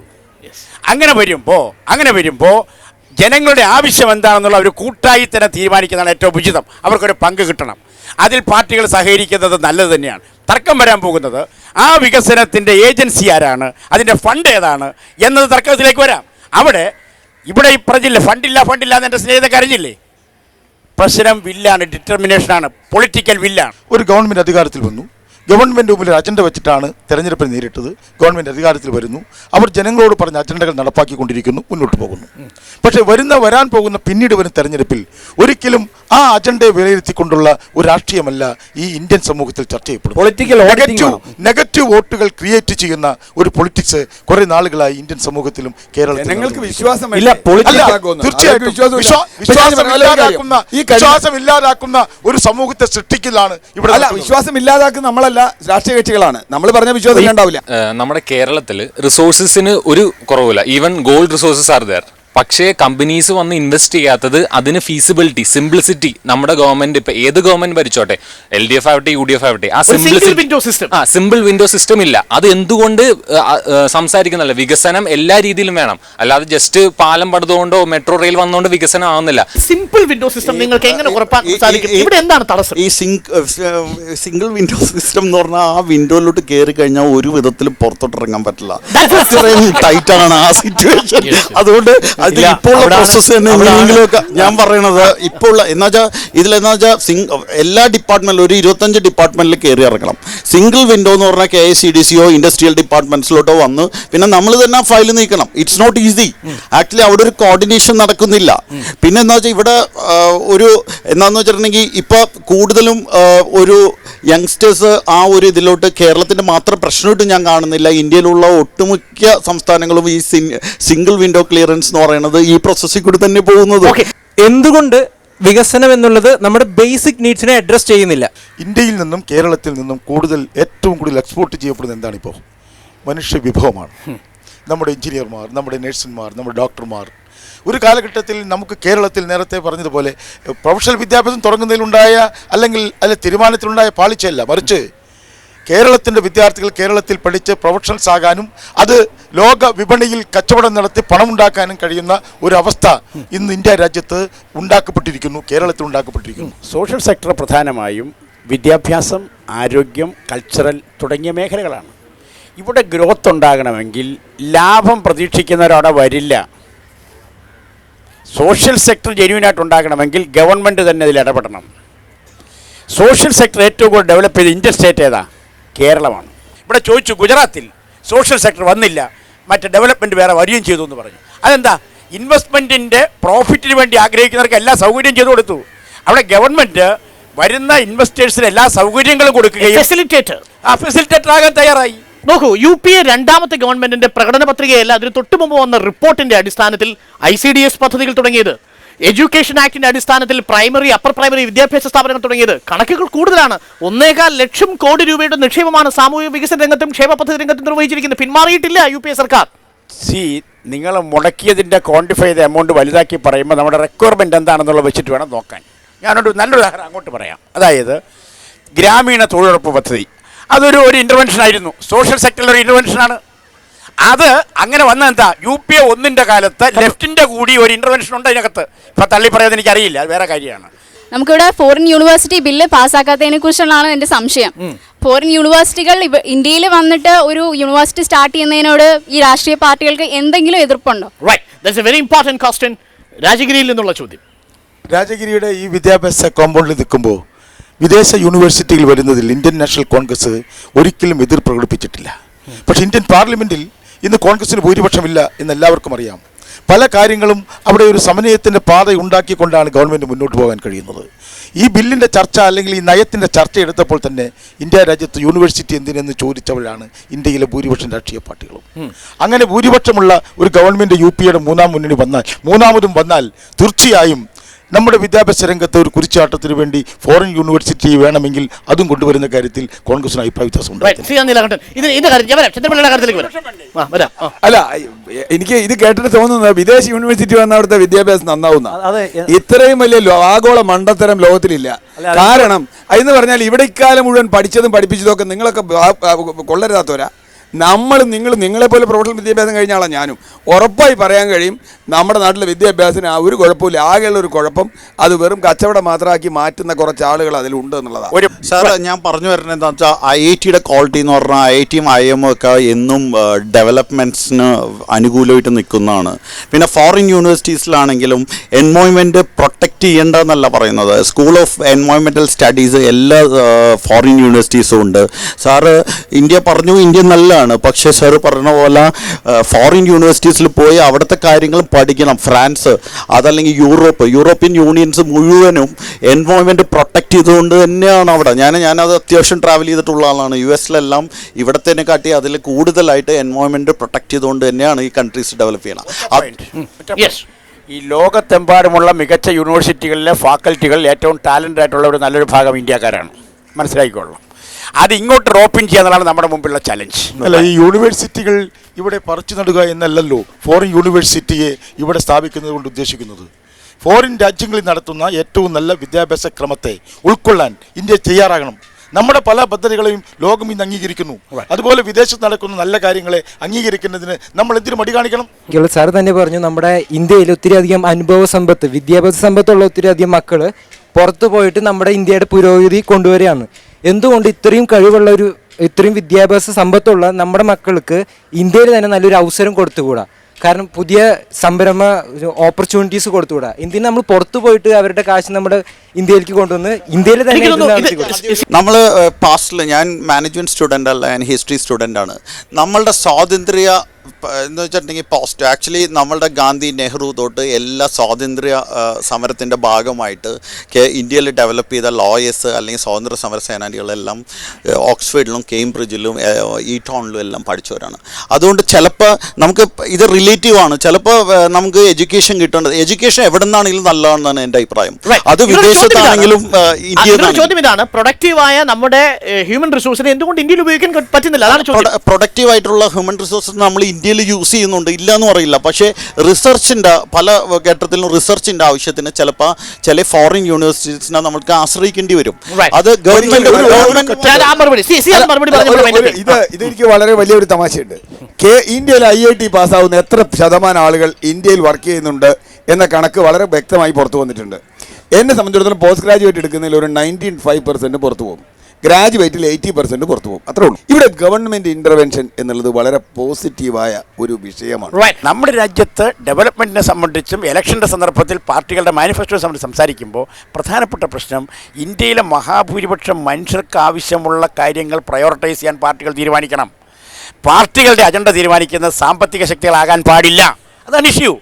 ഇന്ത്യയിൽ എൻ്റെ അഭിപ്രായം കോൺഗ്രസ് പാർട്ടിയാണെങ്കിലും BJP ആണെങ്കിലും ഇപ്പോൾ എടുക്കുന്ന നയങ്ങൾക്കകത്ത് ഇന്ത്യക്കകത്തുള്ള മുതലാളിത്ത ശക്തികളുടെ താല്പര്യങ്ങൾക്ക് കീഴ്പ്പെട്ടുകൊണ്ടാണ് നീങ്ങുന്നത്. അതുകൊണ്ടാണ് ഈ രാജ്യത്ത് അസമത്വം വർദ്ധിക്കുന്നത്.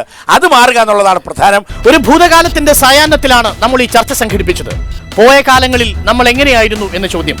നമ്മൾ തുടങ്ങിയത് കൊച്ചി ആ പഴയ കൊച്ചിയല്ല എന്ന വാക്കിൽ നിന്നാണ്. ഉറപ്പിച്ചു പറയട്ടെ, ഈ വോട്ടർമാർ പഴയ വോട്ടർമാരല്ല, 10% പുതിയ വോട്ടർമാരാണ്. അവരെടുക്കുന്ന നിർണായകമായ തീരുമാനം ഏതു വികസന പദ്ധതിയെ പിന്തുണയ്ക്കും.